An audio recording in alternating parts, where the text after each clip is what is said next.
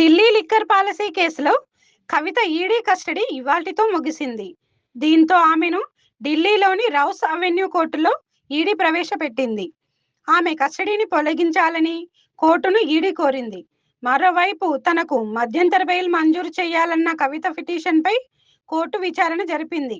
తన కుమారుడికి ఏప్రిల్ 16 వరకు పరీక్షలున్నాయని, తనకు బెయిల్ మంజూరు చేయాలని పిటిషన్లో కవిత కోరారు.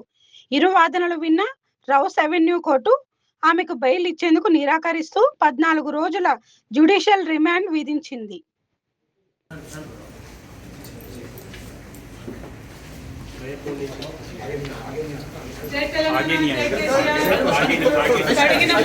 బయటికి వస్తాను, నేను టెంపరీగా జైల్లో పెట్టచ్చు, కానీ దెబ్బతీయలేరు.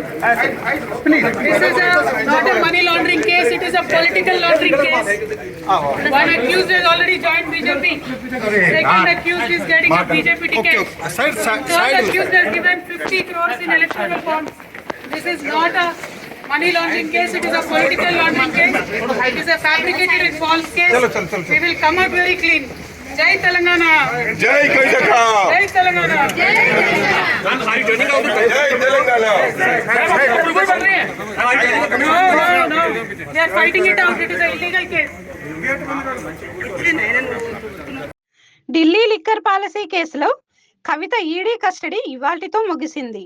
దీంతో ఆమెను ఢిల్లీలోని రౌస్ అవెన్యూ కోర్టులో ఈడీ ప్రవేశపెట్టింది. ఆమె కస్టడీని తొలగించాలని కోర్టును ఈడీ కోరింది.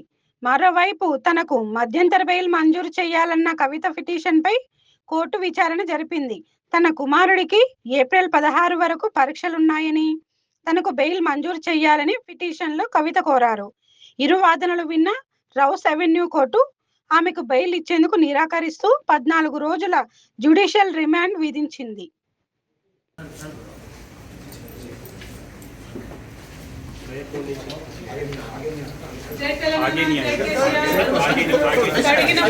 బయటికి వస్తాను, నేను టెంపరీగా జైల్లో పెట్టచ్చు, కానీ దెబ్బతీయలేరు.